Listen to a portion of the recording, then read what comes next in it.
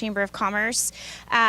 This is probably one of the first times that I'm ever going to say I am so sorry that you have to be here today. We wish it would be under better circumstances, but we are very glad to have brought together a great group of resources for you as you are going through the rebuilding process and trying to get everything together. I just wanted to introduce also Mark Mitchell. He's the president of our Lake Houston Economic Development Partnership. So we have been working together to help with the businesses recovery in the community. And Mark is going to talk a little bit about what he's working on. We've got resources that are on the back of your agenda and links. So that we wanted you to have something you could take if you needed to. A couple of things that I wanted to mention. We do have a survey out that if you have an opportunity to fill it out, that can tell us more about your damage and your needs so that we can try to help you and partner resources with you as you move forward. We are doing an office supply drive. So as you're getting up and going, if you need basic office supplies, let us know so we can get some to you. I know some people, Mark was helping, like, I just need to print something and I don't have a printer. And so we were able to get a printer to them. So if you need basic office supplies, let us know. This room is available as well. We've blocked this room off for any business that needs to come up here and have internet, copy machine, fax. We've got Cokes in the refrigerator. I mean, if you need to come up here and get some work done, let us know, and you can come and use our office to work as well. We have partnered to do the Lake Houston Area Relief Fund. I did want to mention that. The application for grants went live today on our Lake Houston Area Relief Fund.org website. You can make a donation there. You can apply for a grant there. That is for both residents and small businesses. So businesses can apply for grants as well, and we encourage you to go on there and fill out the information so that you guys can get assistance if you need it. We've partnered with Insperity and Humble Area Assistance Ministries on this fund, and Humble Area Assistance Ministries is facilitating it. Insperity announced this week they've committed to match $1 million to this fund.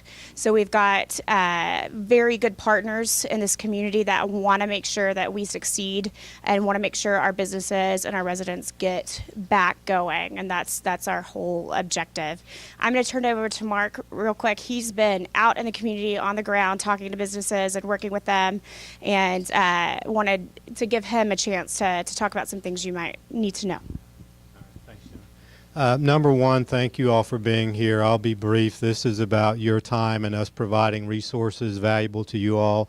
So we hope that the group that we've got presenting to you today is going to be meaningful relative to helping you get back on your feet personally and from a business perspective as well.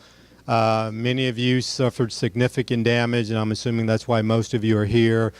We had swaths within the Lake Houston area that were just completely decimated. I mean, where we had sections where the water was well over my head in residential areas. So we know it's tough. We know this is going to take some time to rebuild, but we appreciate you carving time out, and we look forward to answering your questions as best we can. Use us as a resource as often as you need, to Jenna's point. And then I'm going to turn it over to Daryl, and I'm going to have him introduce our first group. And just so you know, I've heard a couple of these folks speak already, and they have very, very valuable information.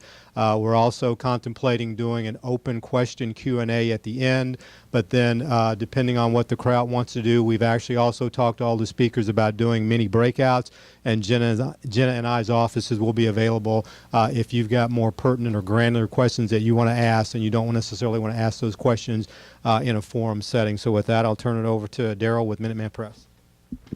Hey, thanks, Mark. To do one important part. Daryl and Connie Chandler are here. They're our presenting sponsor of our seminar series throughout the whole year. So they're our sponsors. We wanted to thank them. Also, our gold sponsor is the Groves.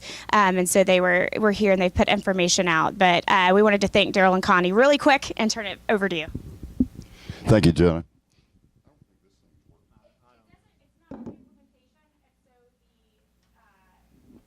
They're recording Okay, I guess it is working. I didn't hear anything. Connie and I own Minuteman Press here in Humble. I know a lot of you have lost a lot of things in your business. If there's anything that we can do from a printing standpoint, signs and banners, and any other type of printing needs, come see us. And what I'd like to do today is to introduce some great speakers that we have. I'd like to introduce Michael Flores, Public Information Officer with the U.S. Small Business Administration Office of Disaster Assistance.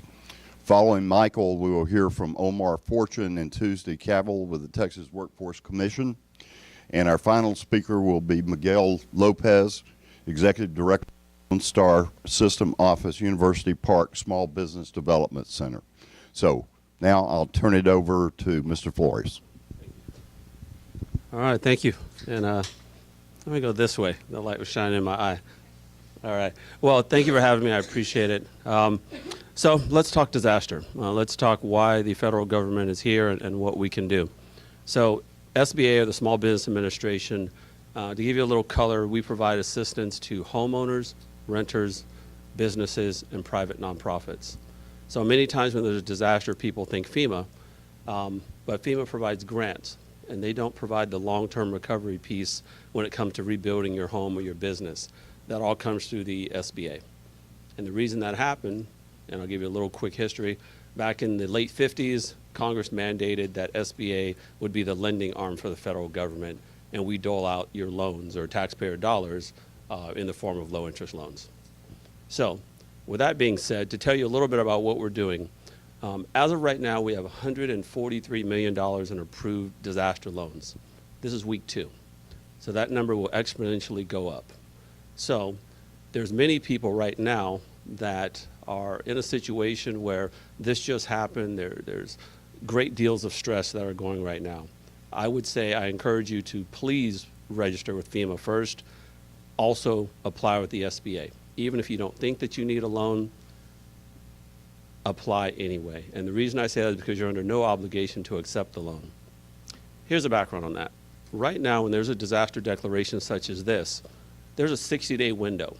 There's a declaration deadline of 60 days from the date of the incident. So we're looking at October 24th. Now, will that be extended? There's the potential of it being extended, but I don't want anyone in this room to miss out on federal funds that are available. So it's as simple as to reach us a phone call, and I'll give you the number. It's 1-800-659-2955. Again, that's 1-800-659-2955. You can call the SBA, ask questions. We can help you in the ways that we can. We also encourage you to go to a disaster recovery center or a business recovery center. Let me explain the difference in the two. A disaster recovery center, these are set up as a one-stop shop for homeowners, renters, businesses, private nonprofits. You'll hear me keep saying that because FEMA and SBA are both housed in a disaster recovery center. You basically walk in the door, you walk up, a FEMA intake person will speak to you and start to direct you on where you need to go based on your specific needs. So it's very important that you do go to have that one-on-one assistance. The other that we have is a business recovery center, and this will be important to all of you in this room, or many of you in this room. A business recovery center is a one-stop shop set up by the SBA. It's where you'll come in, you'll sit down, you'll tell us your needs, and we'll start to work through the process and hopefully take an application from you. Once we complete that application, how the process works is we'll send that up, we'll take a look at it and review it. If, let's just say as an example, you say, you know what, I have $1 million worth of damages. We'll send a loss verifier out to verify the damages and take a look at, to true up those numbers. Once we true up those numbers, if we can get you to an approval, then a loan officer will work with you in dispersing those funds. We won't write you $1 million check. It'll be an initial disbursement, and then after that, you'll draw down on those funds. That's kind of a high level of how the process works, the mechanics. We try to make it simple. We try to make it straightforward. What we're looking at is we're trying to get you back to the day before the storm of where you were. So we can't make you better, but we can try to make you whole, and that's what this is about. So how does one apply? So we talked about a recovery center, a business recovery center. You can also go online, and I'll give you the address there. You can go to sba.gov/Harvey. It'll route you over to where you can complete a loan application. You're under no obligation to accept the loan. Let me be clear about that, because many people, as I've said at other meetings, let me say it this way. I've been on 51 disasters. This is what I do for a living. So I have a sense over the last decade of the beginning, the middle, and the end, and how it will all come out. Now, from what I've seen of Texas and the people in Texas, I can absolutely say unequivocally that Texas will recover. It's just we all have to lean in and we all have to pitch in. We're in this together, we'll get out of it together, but it's important that you apply. And I'm not saying that as a rah-rah cheerleader, but I'm telling you that's what I'm seeing, and I've seen this time and time again. For us to be at a point where it's $143 million in 2 weeks, and the first week you can't really count because that was a response mode where we were looking and seeing what was going on. So these numbers are going up exponentially, and I want all of you to be part of that recovery. So the third way that you can apply, again, is sba.gov/Harvey, complete the electronic loan application. It's running right now at about 3 to 4 weeks before someone can complete your application, take you all the way through the process, 3 to 4 weeks.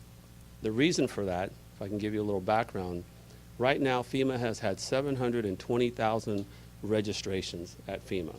420,000 of those have been referred to SBA. Again, we're within 2 weeks, so those numbers are going to climb. Now, I don't want to say that to discourage you, but what I'm saying is that the sheer size and magnitude of this is impacting everybody, your friends, your neighbors, your business colleagues. But don't stand in your own way. Please register, please apply, and let's let the process work. So let's talk about businesses, and I won't take too much of your time. So if you're a business owner, what's the total amount that you can go up to? It's up to $2 million for physical damage. So there are also businesses who didn't receive any flood water, but yet they took a hit because a road is washed out. People can't get to their business. We call that economic injury. So if you can tie a direct result of the storm to your business being impacted, that's economic injury. And it goes up to $2 million. So no matter how you slice it, $2 million is the cap for businesses and private nonprofits for those situations. Am I saying that you have to apply for $2 million? Am I saying you have to take $2 million? Absolutely not.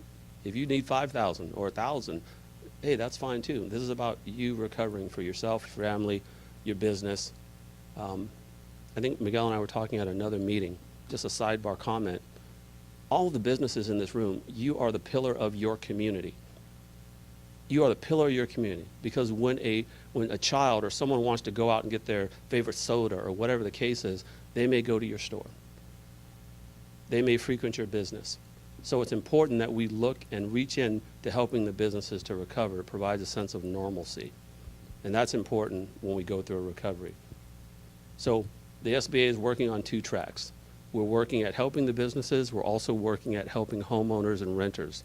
So let's talk on the other side of the coin. If you're a homeowner and you've had damages, we can go up to $200,000 in the form of a low-interest loan. If you're a renter and you've lost contents, your car, your TV, your car may be your way to work, we can go up to $40,000. So for a homeowner, $200,000 plus $40,000 for contents, renter up to $40,000. Let me tell you a little about some of the rates. So our rates are as low as this. This is what the majority of people will receive. If you're a homeowner, we're looking at a rate of 1.75% up to 30 years. That is below market rate. That's a good rate. If you are a private nonprofit, we're looking at 2.5%. And if you're a business, 3.3% up to 30 years. So these are all positive rates. There's no prepayment penalty. There's no fees. It's a direct loan from the federal government. But you have to apply so that we can take a look at it. Now, other questions I've had. What if I don't have insurance? Does that preclude me from getting a loan? Absolutely not. If you don't have insurance, apply. Let's take a look at that. If you have insurance, the SBA can fund the difference between your insurance. We can't duplicate benefits of an insurance company. So what does that mean? That means that I want you to apply, the SBA wants you to apply concurrently. Call your insurance agent, apply with SBA. Bless you, whoever pays out first, use those funds. So example, if SBA pays out first, you'll have the loan, and then your insurance company pays out, well, that pays down the loan. So we take those funds and we pay down the loan for you. And then we'll re-amortize it and tell you what your payment would be. So when it comes to recovery, this is going to be a patchwork of programs, like I like to tell people. So you may have to go to FEMA and receive their initial grant. A FEMA grant is up to $33,000. It won't help you rebuild your home, but it will help you get into a situation where it may jumpstart you. So $33,000 is their cap. Anything above that, you're going to pivot to the SBA so that we can help you. And again, it's through the form of a loan. I know many people don't want to hear the loan, especially business owners, because you may incur additional debt, things of that nature. Please don't let that deter you. Let's take a look together. Let's work through the process, and then you can make a decision, because you have 60 days from the time, if we take you to an approval, you have 60 days to make a decision and let us know, hey, we want the loan, or we only want part of the loan. Any mixture of that, we can work with you on it. But my job is to get you guys to apply and at least expose yourself to that option. If you decide not to, and that's a personal decision. But I'm just telling you from the federal side what I've seen in numerous disasters. I was just in the disaster for Louisiana last year. The same time, we did $1.25 billion of disaster loans. And this disaster appears to be larger than that disaster in the sheer size and scope of it. So there's funds out there. We just all have to reach in. I'll do everything I can. I'm the primary public information officer for this area, for Greater Harris and Houston, and I'll be here to answer any questions that you have. I don't want to take too much time, but if you have any questions, I don't know if I take them now or. What I'd like you to speak to in that brief conversation Sure. that we had is I know when you hear loans, everyone gets a little skittish. But to think about it from the perspective of every time payroll's done, you look at your federal withholding, that money's going somewhere. And so you paid in the taxes, both you personally and your business. And so this isn't a handout. This is a hand up, if you will. Yeah. So I would say don't deplete your kids' college funds. Don't refinance your house to put back into your business. If you're eligible for these funds, take them. Don't set yourself back and have to completely start all over. These rates are fantastic based on the market right now. Think in those terms. Yeah, no, that's a great point. So let me say it another way. I'll add to it.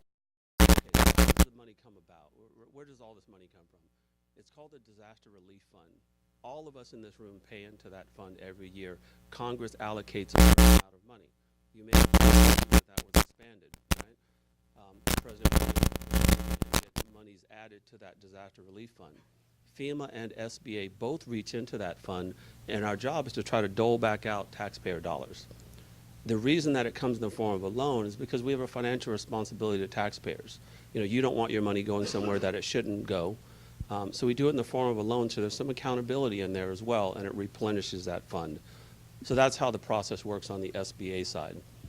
I also talked about the economic injury loans. Here's a component of that you guys might want to consider. Even though you didn't have physical damage, you may have economic injury. So there was a case just earlier today where someone paid their payroll, you know, and they just said, well, I paid it out of my pocket. It's what I thought I was supposed to do. Well, those are things that we can look to try to roll back into a loan because it's part of the disaster and your business was hurt. It was economically hurt. So that's something to consider. Just make sure that you have documentation.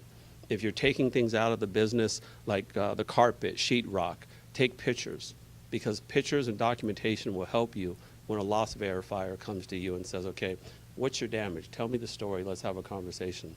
So please, there's no shame in pulling out your iPhone or your Samsung and taking a series of pictures just so it helps. It'll speed up the process for you. So with that, I'll keep it short, and I hope I haven't missed anything. But please ask questions when the time comes. Michael, thank you very much. Oh, my pleasure. And then Tuesday, and Omar, is Omar here as well? Oh, awesome. Would you both come on up, please? And they are both with the Texas Workforce Commission. So for those of you that have employees and are trying to figure out those payroll issues and whether they're eligible for unemployment and the different vehicles that are there, I think they're going to have some great information for you too. So I don't know who's going first. Tuesday? Okay. All right. Thank you. Oh, goodness, that light is bright. Hi, everyone. I'm Tuesday. Yes, like the day of the week. I'm with Texas Workforce. I'm in the tax department. I'm normally a tax auditor. I don't really do claims, but I do work with the employers. The information I have today is regarding disaster unemployment assistance.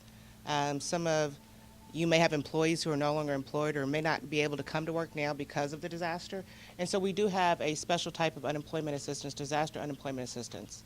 I don't want to get too detailed, but basically individuals who wouldn't be eligible for regular unemployment, including sole proprietors, self-employed people, they can apply for the disaster unemployment assistance. It doesn't get charged against your account as a chargeback. It won't increase your tax rate because it's federal funds. So that may be an option. I've got more details if you want to talk one-on-one about your specific business needs or your employee situations. I can tell you, if y'all would be eligible, where you need to go to apply. The other thing that we have is called shared work. And that's kind of to help prevent layoffs right now. Business may be slow. You may not be able to keep everybody on payroll. Maybe you don't want to necessarily give them unemployment.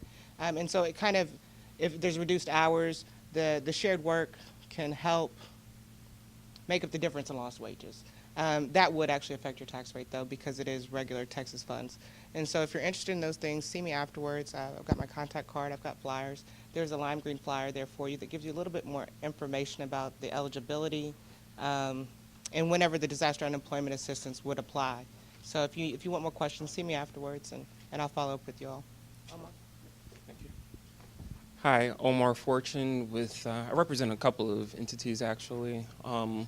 Workforce Solutions, Gulf Coast Workforce Board, and the Houston Galveston Area Council, as well as a little bit with Texas Workforce Commission. With the Houston Galveston Area Council, we are the regional planning organization for the 13-county Gulf Coast region. The Gulf Coast Workforce Board, we are the public workforce system along with Workforce Solutions. And so what we're doing, excuse me, all together as part of the public workforce system, we have about 2,000 or so jobs listed in our Work in Texas database currently related to the disaster. So individuals that are looking to return to work or that have been affected in any capacity, they can visit our Workforce Solutions offices, and our employment counselors and staff can help them connect to employers such as you guys who have opportunities listed to help them return to work a little bit quicker. Another thing that we're doing, we are working through receiving funds right now from the Department of Labor, disaster-related funds to help individuals who, again, were affected by the disaster go into subsidized employment opportunities. And so with that, we have to accept the money. And so next week, we think that we'll be able to do that at our board meeting. But once that happens, it will fund subsidized opportunities for folks at public businesses. And so, we're looking at cities, municipalities, public nonprofit entities, things like that. But right now, again, we're waiting for our board to approve those funds. But once that happens, hopefully that will, one, aid not only the people with some immediate income in their pockets, but also the businesses with some, because all of them are swamped right now with claims and referrals and people coming in for service. And so, we want to provide some either administrative support or some help with the cleanup that's happening in their areas. So. One more, can you talk about the mechanics of how that'll work for the businesses once that approval comes through? Right. So, if any of you guys are public entities, once it's approved, we'll communicate that either through our website, which is wrksolutions.com, or via our social media channels. But you could apply to receive subsidized employees at your facilities and sites. And could that, now, when you say subsidized employees, are those new employees, or if there's been economic harm to the company, can they use those funds to subsidize employees that they're trying to get back to work that were previously employed. Yeah, so we can't use those funds to supplant any existing employees. So these would be new individuals that are coming on to offset some of the workload and hardship that that business might have been impacted by. For the existing employees, you would want to go through the shared work option that I kind of briefly touched on. Okay. So, I did want to give just a couple of examples. I think one of the biggest things about the disaster unemployment assistance that stands out is self-employed and sole proprietor. I apologize. And self-employed or sole proprietor people would be eligible, which typically if you're on a 1099, you can't get unemployment benefits. If you haven't paid in, you can't get those benefits. But we've got people who have very small businesses, the sole proprietors, the S Corp, and you would be eligible at this point in time if there's a work stoppage or something because of the storm. For example, I've got someone who does dentistry calibrations, and a lot of his dentist offices are flooded. There is no work. There will be no work. The dentists are repairing, So because of somebody like that, he would be eligible for disaster unemployment assistance when typically he would not be. He would not be eligible for regular unemployment benefits as a sole proprietor. But in this situation, it would be an option for him. So if you know somebody, maybe it doesn't apply to you specifically, certainly let me know and I'd be happy to share information about that. Or if you want more examples so you can kind of see, is this something that would really even be applicable to me? Feel free to let me know. and two more quick things on our end. For any businesses that, if you guys have lost any employees and you're looking to rehire, we could either post your positions in our system. We can come out to your sites and do on-site recruitment, either pre-screening, just to kind of help you with some of that. Also, if you need to, you could, again, contact us through our website, which is wrksolutions.com, or contact us at our phone number, which I don't have with me, but it's 1-800, I'll get the number for you before we leave, but 1-800, I believe it's 444-JOBS, but I'll get the exact number for you before I get out of here, okay? Thank you, Bud. And then we're going to have them stick around at the end for Q&A, as well as we're going to use my office and Jenna's office if you've got more granular questions specific to your situations. Another thing on the federal side that you may want to think about, and this is kind of a longer-term look as far as credits. One of the things that we're hopeful of is that during Katrina, there was federal legislation that was established to help both businesses and individuals get back to work in the form of tax credits. And so there was accelerated depreciation, bonus depreciation, hiring credits for businesses that you could use to offset your federal liability both as an individual and as a business.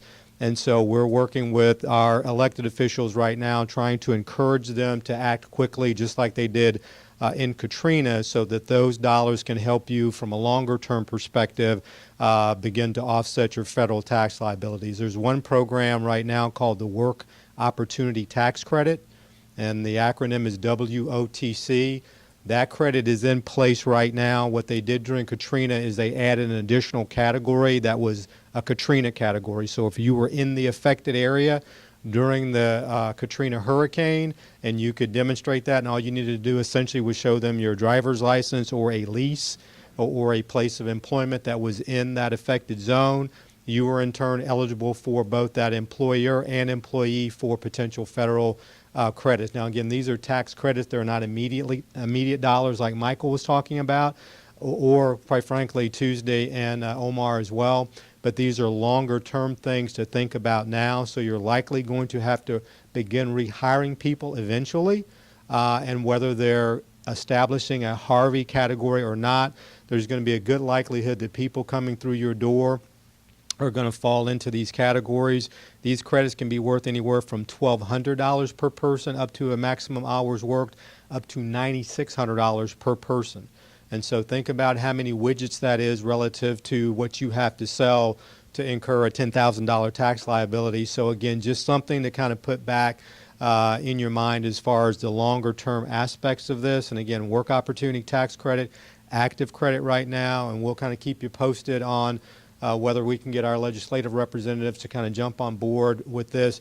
They don't have to do anything. We've actually sent information to our representatives showing them what they did for Katrina, the actual statute that was used for New Orleans and the GO zone area, as well as the credit amounts and the term and the length and the hours.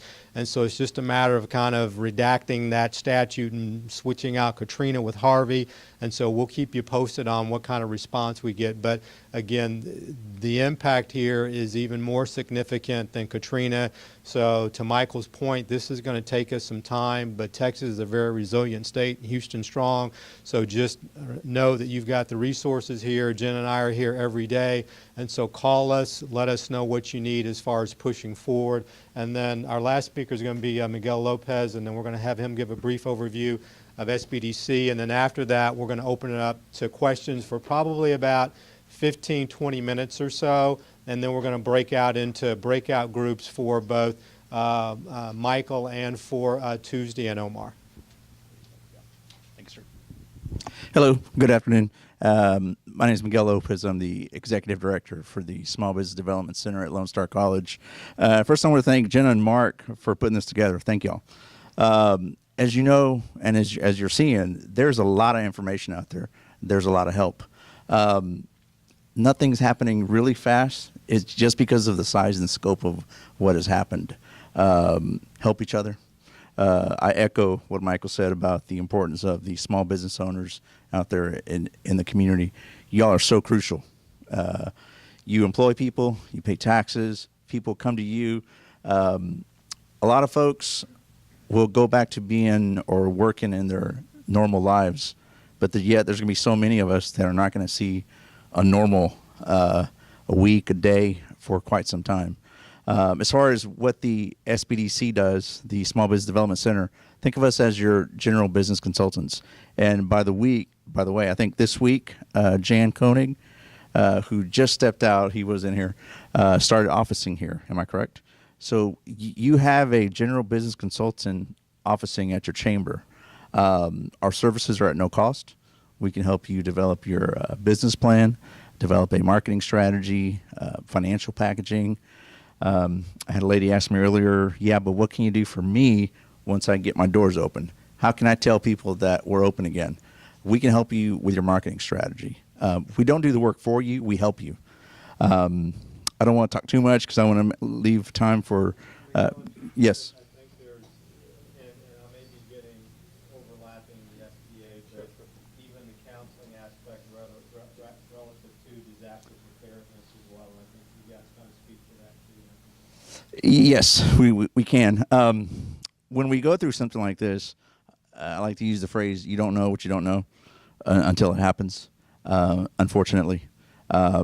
Yes, we can sit down with you and help you, and we can bring in partners of ours to help you with a disaster plan recovery. It's there's a statistic I saw. I think it was the U.S. Department of Labor that said 40% of small businesses that are affected in a natural disaster won't make it back out. That's a big number.